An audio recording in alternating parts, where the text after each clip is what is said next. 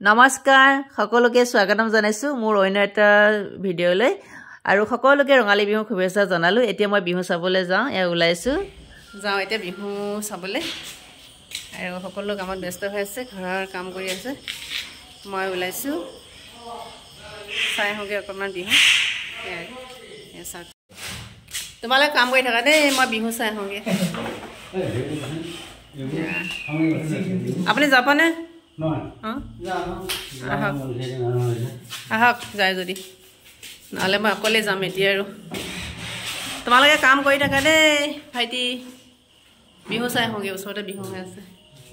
কিমান সময়লৈ থাকিবা আহি পেলাই পামনে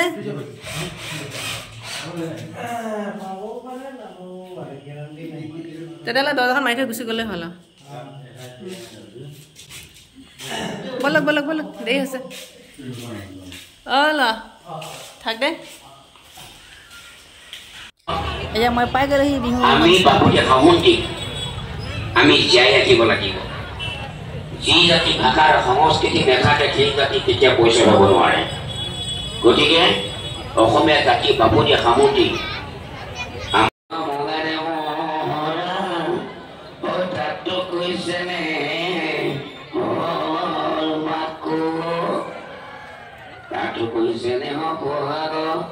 বিহুতি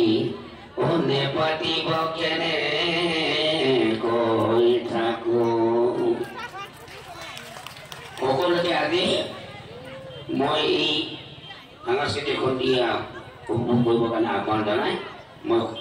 আজি এই মুকলি বিহুটো গ্ৰহণ কৰিবলৈ ক'ব লাগিব নমস্কাৰ